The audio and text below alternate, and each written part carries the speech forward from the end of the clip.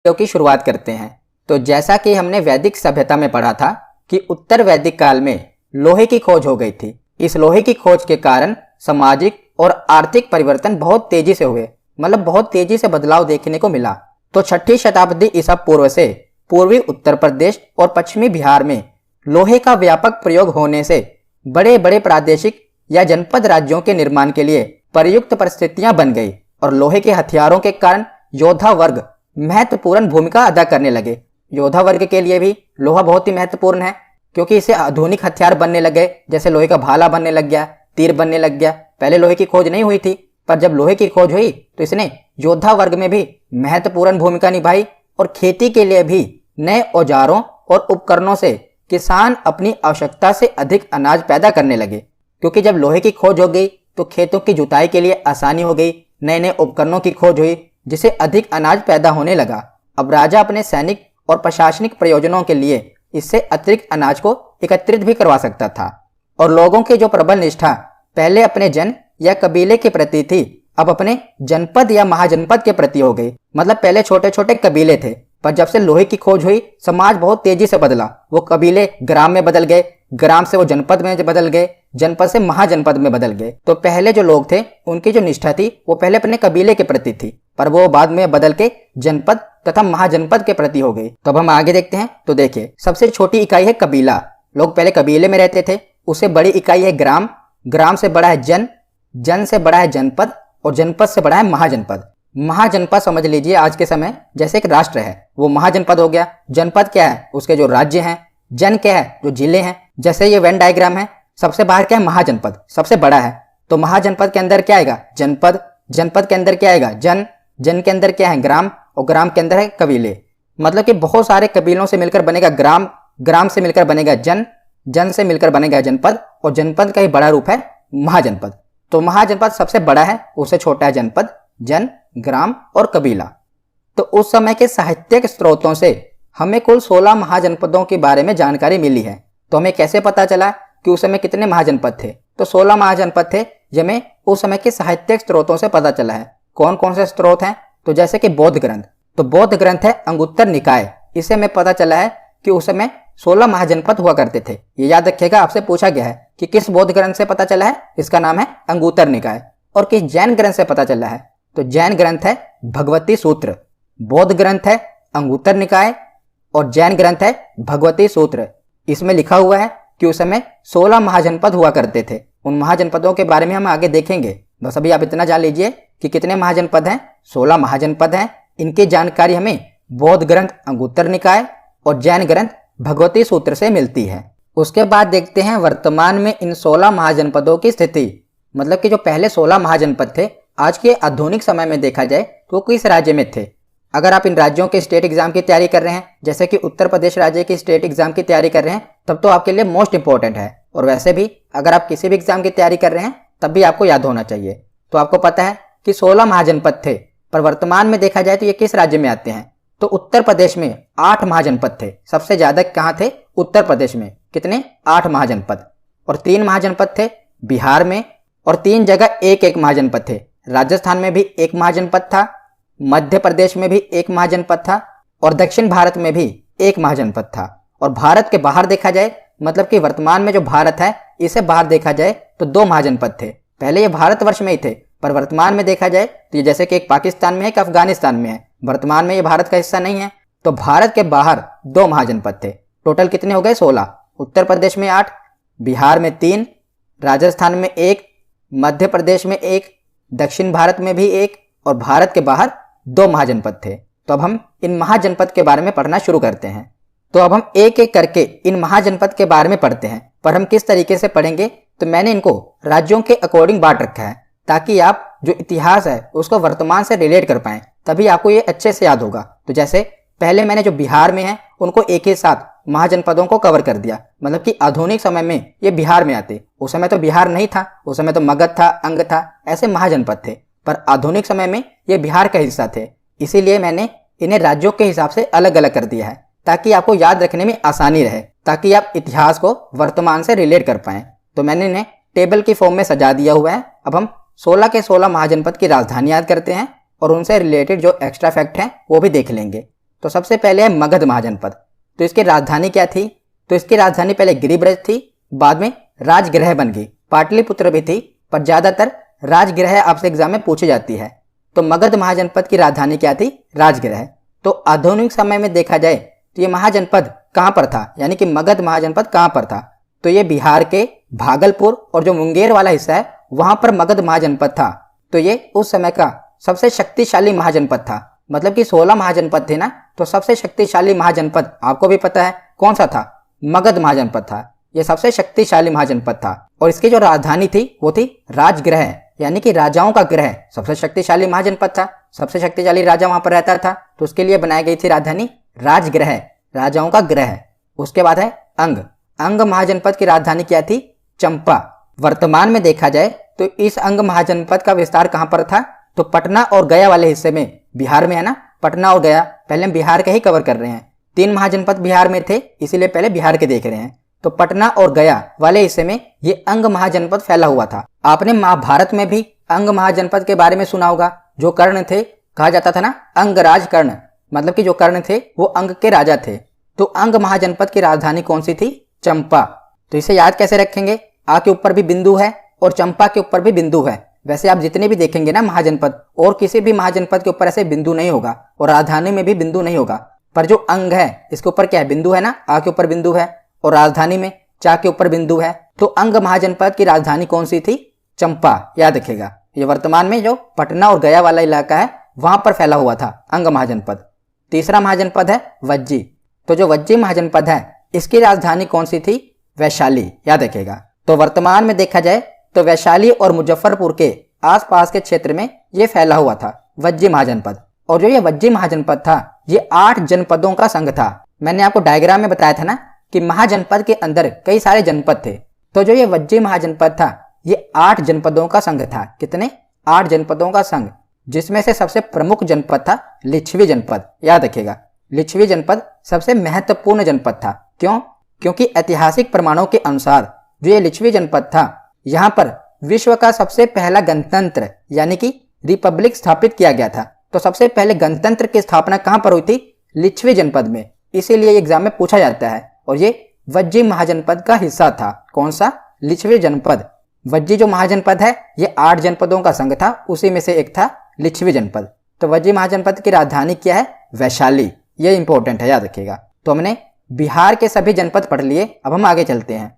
तो आगे अब हम उत्तर प्रदेश के जो 8 महाजनपद हैं उनके बारे में पढ़ते हैं। तो सबसे पहले है काशी महाजनपद। काशी महाजनपद की राजधानी थी वाराणसी। ये तो अभी भी आपको पता ही होगा, काशी को वाराणसी भी कहा जाता है, ये तो आपको याद ही रहेगा। तो वर्तमान में देखा जाए तो जो बनारस के आसपास का क्षेत्र है उत्तर प्रदेश में, उसी को काशी महाजनपद कहा जाता था। तो इसमें तो आपको बस इसकी राजधानी ही पता होनी चाहिए। काशी की महाजनपद की राजधानी थी वाराणसी। उसके बाद है वत्स। तो वत्स महाजनपद की राजधानी थी कौशाम्बी। इंपॉर्टेंट है कौशाम्बी। आज का जो इलाहाबाद यानी कि प्रयागराज का आसपास वाला क्षेत्र है उत्तर प्रदेश में, वो पहले वत्स महाजनपद हुआ करता था, जिसकी राजधानी थी कौशाम्बी। क्या राजधानी थी? कौशाम्बी। तीसरा है कौशल महाजनपद। तो कौशल महाजनपद की राजधानी हुआ करती थी श्रावस्ती। और ये अयोध्या के आसपास का जो क्षेत्र था, वर्तमान में देखा जाए तो उसे उस समय कौशल महाजनपद कहा जाता था, जिसकी राजधानी थी श्रावस्ती। तो एक बार रिवीजन कर लेते हैं। काशी की क्या थी? वाराणसी। वत्स की कौशाम्बी और कौशल की श्रावस्ती। उसके बाद है मल्ल महाजनपद। तो मल्ल महाजनपद की राजधानी क्या है? कुशीनगर और कुशावती भी कहते हैं इसे। किसे? कुशीनगर को।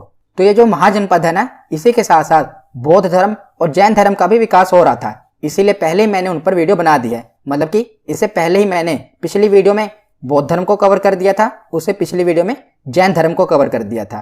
तो अगर आपने वो वीडियो नहीं देखी तो दोनों वीडियो देख लेना। तो वहां पर मैंने आपको बताया था जो ये कुशीनगर है, यहाँ पर क्या हुआ था? तो यहाँ पर बुद्ध की मृत्यु हुई थी, जिसे क्या कहा गया? महापरिनिर्वाण कहा गया। तो बुद्ध का महापरिनिर्वाण कहां पर हुआ था? कुशीनगर में। और ये वर्तमान में देखा जाए तो उत्तर प्रदेश में जो देवरिया और गोरखपुर के आसपास वाला क्षेत्र है उसे ही मल्ल महाजनपद उस समय कहा जाता था, जिसकी राजधानी है कुशीनगर। उसके बाद है पांचाल। तो पांचाल की राजधानी क्या थी? तो पांचाल की 2 राजधानी थी। उत्तरी पांचाल की राजधानी थी अहिछत्र और दक्षिणी पांचाल की राजधानी थी कांपिल्य। याद रखिएगा, पांचाल की 2 राजधानियां हुआ करती थी। उस समय जो पांचाल था उसे दो भागों में विभाजित किया हुआ था। उत्तरी पांचाल की राजधानी थी अहिछत्र और दक्षिणी पांचाल की राजधानी थी कांपिल्य। तो वर्तमान में देखा जाए तो बरेली, बदायूं और फर्रुखाबाद वाला हिस्सा जो है उत्तर प्रदेश का, वहां पर पांचाल महाजनपद फैला हुआ था। इसकी राजधानी हमने देख ली, उत्तरी पांचाल की है अहिछत्र और दक्षिणी पांचाल की है कांपिल्य। आगे है चेदी महाजनपद। तो चेदी महाजनपद की राजधानी थी शक्तिमती। वर्तमान में जो बुंदेलखंड वाला एरिया है ना उत्तर प्रदेश का, वही पहले चेदी महाजनपद हुआ करता था। तो वैसे इसको आप ऐसे भी याद कर सकते हैं, चेदी यानी कि छेद, छेदी पढ़ सकते हैं। तो कहीं पर छेद करना है तो शक्ति की जरूरत पड़ेगी, बिना शक्ति के छेद कर पाएंगे नहीं। तो शक्तिमती में है शक्ति और चेदी को आप रिलेट करेंगे छेदी से। छेद करने के लिए शक्ति की जरूरत पड़ेगी। तो बस एक तरीका है जिससे आप रिलेट कर सकते हैं। वैसे भी आप इनको एक बार पढ़ लेंगे ना तो वैसे भी आपको याद हो जाएगा। तो चेदी महाजनपद की राजधानी थी शक्तिमती, जो वर्तमान में जो उत्तर प्रदेश का बुंदेलखंड वाला एरिया है वही पहले चेदी महाजनपद हुआ करता था। उसके बाद आगे है कुरु महाजनपद, जिसे कुरुक्षेत्र कहा जाता है। इसकी राजधानी थी इंद्रप्रस्थ और आधुनिक समय में देखा जाए तो मेरठ, दिल्ली और हरियाणा में कुछ क्षेत्र में यह फैला हुआ था कुरु महाजनपद। राजधानी क्या थी? इंद्रप्रस्थ। तो महाभारत में आपने इंद्रप्रस्थ का नाम सुना होगा। जब हस्तिनापुर का विभाजन हुआ था ना, उसे मतलब कि दुर्योधन और युधिष्ठिर में बांटा गया था। तो जो हस्तिनापुर था उसे तो दुर्योधन को दे दिया गया था, पर जो इंद्रप्रस्थ था ये किसे दिया गया था? युधिष्ठिर को। पर बाद में जब चौसर हुई थी, यानी कि जब जुआ खेला गया था, तो युधिष्ठिर इंद्रप्रस्थ को हार गए थे और उन्हें 12 वर्ष का वनवास और 1 वर्ष का अज्ञातवास, आपने महाभारत देखा होगा तो वहां पर आपने देखा होगा कि उन्हें वनवास हो गया था। पर जब वो वनवास से लौटे थे और अपना इंद्रप्रस्थ उन्होंने मांगा, तब दुर्योधन ने क्या किया था? इंद्रप्रस्थ उन्हें वापस नहीं लौटाया था। तब लड़ाई कहां पर हुई थी? कुरुक्षेत्र में लड़ाई हुई थी। ये सारी कहानी आपको मैं लिंक क्यों करा रहा हूं? क्योंकि जो कुरु महाजनपद है इसकी राजधानी क्या थी? इंद्रप्रस्थ। तो आपको रिलेट हो रहा है, आपको अब भूलेगा नहीं, क्योंकि इंद्रप्रस्थ के लिए लड़ाई हुई थी, दुर्योधन ने नहीं दिया था। मतलब एक कारण ये भी था और भी कई कारण थे, पर इंद्रप्रस्थ भी दुर्योधन ने नहीं दिया था। तो उसके लिए लड़ाई कहां पर हुई थी? कुरुक्षेत्र में लड़ाई हुई थी। तो कुरु महाजनपद की राजधानी क्या थी? इंद्रप्रस्थ, जो कि वर्तमान में मेरठ, दिल्ली और हरियाणा में यह फैला हुआ था। उसके बाद है शूरसेन। तो शूरसेन महाजनपद की राजधानी थी मथुरा। वर्तमान में भी ये मथुरा में ही फैला हुआ था, जो उत्तर प्रदेश में है। तो शूरसेन की राजधानी थी मथुरा। तो इसे भी आप ऐसे रिलेट कर सकते हैं। तो शूरसेन को आप रिलेट कर पाएंगे, शूर है ना इसमें, तो शूरवीर। तो महाभारत हम पढ़ ही रहे थे, तो महाभारत से रिलेट कर लेते हैं। तो महाभारत के समय सबसे ज्यादा शूरवीर कौन थे? कृष्ण भगवान। उनसे ज्यादा शूरवीर तो कोई नहीं था ना। तो कृष्ण भगवान ही सबसे ज्यादा शूरवीर थे। और उनका जन्म कहां पर हुआ था? तो मथुरा में जन्म हुआ था। तो इससे आप रिलेट कर पाएंगे कि शूरसेन की राजधानी क्या थी? मथुरा। क्योंकि महाभारत के समय सबसे ज्यादा शूरवीर कोई था तो भगवान कृष्ण थे, और भगवान कृष्ण का जन्म कहां पर हुआ था? मथुरा में हुआ था। तो शूरसेन की राजधानी थी मथुरा। उसके बाद है अवंती। तो अवंती की भी 2 राजधानी हुआ करती थी। उत्तरी अवंती की राजधानी थी उज्जैन और दक्षिणी अवंती की राजधानी थी महिष्मती। आपने बाहुबली फिल्म देखी है ना, उसमें महिष्मती का नाम आया था, महिष्मती साम्राज्य का। तो ये वही महिष्मती है। जो अवंती था इसे भी 2 भागों में बांटा गया था। उत्तरी अवंती की राजधानी थी उज्जैन, मध्य प्रदेश में है, और दक्षिणी अवंती की राजधानी थी महिष्मती। ऊपर हमने उत्तर प्रदेश के 8 महाजनपद देख लिए, 6 पीछे देखे थे, 2 यहाँ पर देख लिए। अब ये जो है ये मध्य प्रदेश का महाजनपद है अवंती। एक मध्य प्रदेश में भी था ना महाजनपद, यह है अवंती, जो कि उत्तरी अवंती की राजधानी है उज्जैन और दक्षिणी अवंती की राजधानी थी महिष्मती। ये वर्तमान में देखा जाए तो जो मध्य प्रदेश का मालवा क्षेत्र है वहां पर यह जनपद फैला हुआ था। उसके बाद देखते हैं तो राजस्थान में भी एक महाजनपद था। वो कौन सा था? मत्स्य। क्या नाम था? मत्स्य महाजनपद। इसकी राजधानी थी विराटनगर। उसके बाद आगे देखते हैं तो असमक महाजनपद। इसकी राजधानी पोतन या पोटली कहते हैं, पोतन या पोटली। पर इसे पूछा क्या जाता है वो देखिए। तो ये वर्तमान समय में देखा जाए तो जो गोदावरी नदी वाला क्षेत्र है ना, वहां पर यह फैला हुआ था, ये वाला महाजनपद असमक महाजनपद। तो इसे इंपॉर्टेंट क्या है? तो इसे इंपॉर्टेंट ये है कि ये दक्षिण भारत का एकमात्र महाजनपद था। तो आपसे एग्जाम में यही पूछा जाता है कि बताइए दक्षिण भारत का एकमात्र महाजनपद कौन सा था? तो वो असमक महाजनपद था। इसकी राजधानी इतनी इंपॉर्टेंट नहीं है जितना ये इंपॉर्टेंट है कि दक्षिण भारत का इकलौता महाजनपद था। आपसे यही पूछा जाएगा। बाकी जितने भी महाजनपद थे वो उत्तर भारत में फैले हुए थे, पर ये इकलौता ऐसा महाजनपद था जो कि दक्षिण भारत में फैला हुआ था। इसका नाम क्या था? असमक महाजनपद। तो एक बार रिवीजन कर लेते हैं हमने जो जो अभी पढ़ा। कुरु महाजनपद की राजधानी क्या है? इंद्रप्रस्थ थी। शूरसेन महाजनपद की राजधानी क्या थी? मथुरा। अवंती महाजनपद की राजधानी, तो उत्तरी अवंती की राजधानी थी उज्जैन, दक्षिणी अवंती की राजधानी थी महिष्मती। मत्स्य महाजनपद की राजधानी क्या थी? विराटनगर। असमक महाजनपद की राजधानी क्या थी? पोतन या पोटली। तो यहाँ पर हमने बिहार के भी महाजनपद देख लिए 3, उत्तर प्रदेश के भी 8 महाजनपद देख लिए, मध्य प्रदेश का भी देख लिया, राजस्थान का भी देख लिया और दक्षिण भारत का भी महाजनपद देख लिया। अब बचे 2 महाजनपद जो कि भारत से बाहर के महाजनपद हैं। तो अब इन 2 महाजनपद को भी देख लेते हैं। वर्तमान में देखा जाए तो भारत से बाहर के महाजनपद थे ये। उस समय तो ये भारतवर्ष में आते थे, पर वर्तमान में देखा जाए तो भारत से बाहर के 2 ही महाजनपद हैं। कौन कौन से? एक है गांधार।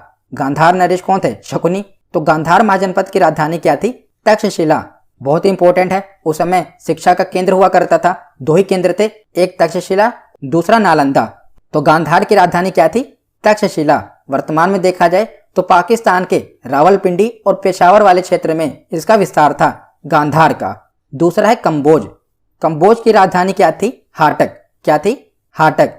और वर्तमान में देखा जाए तो उत्तर पश्चिमी पाकिस्तान और अफगानिस्तान में इसका विस्तार देखने को मिलता है कंबोज महाजनपद का, जिसकी राजधानी थी हाटक। तो भारत से बाहर 2 महाजनपद थे, एक था गांधार जिसकी राजधानी थी तक्षशिला और दूसरा है कंबोज जिसकी राजधानी थी क्या? हाटक। तो हमने पीछे 16 के 16 महाजनपद एक बार पढ़ लिए, उनकी राजधानियां पढ़ ली। अब हम एक ही स्लाइड में इनकी रिवीजन कर लेते हैं। तो मैंने इसमें मिक्स करके सभी लिखे हुए हैं। तो सबसे पहले गांधार। तो गांधार की राजधानी क्या थी? तक्षशिला। एक बार आप रिवीजन करते रहिए। दूसरा है कंबोज। कंबोज की राजधानी क्या थी? हाटक। तीसरा है मत्स्य। तो मत्स्य महाजनपद की राजधानी क्या थी? विराटनगर। चौथा है कुरु। कुरु महाजनपद की राजधानी क्या थी? इंद्रप्रस्थ। 5वां है शूरसेन। तो शूरसेन की राजधानी क्या थी? भगवान कृष्ण से बड़ा शूरवीर था कोई? नहीं था। उसके बाद है कौशल। कौशल की राजधानी थी श्रावस्ती। उसके बाद है पांचाल।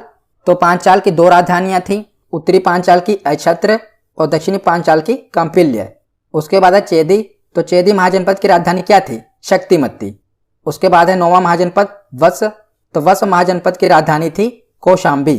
10वां महाजनपद था काशी। तो काशी महाजनपद की राजधानी थी वाराणसी। उसके बाद है मल्ल। तो मल्ल महाजनपद की राजधानी थी कुशीनगर। उसके बाद है असमक। तो दक्षिण भारत का इकलौता महाजनपद असमक, इसकी राजधानी थी पोतना या पोटली। उसके बाद है अवंती। तो अवंती महाजनपद की भी 2 राजधानी थी। उत्तरी अवंती की राजधानी थी उज्जैन, जिसे उज्जैनी भी कहते हैं, और दक्षिणी महाजनपद की राजधानी थी महेशमती।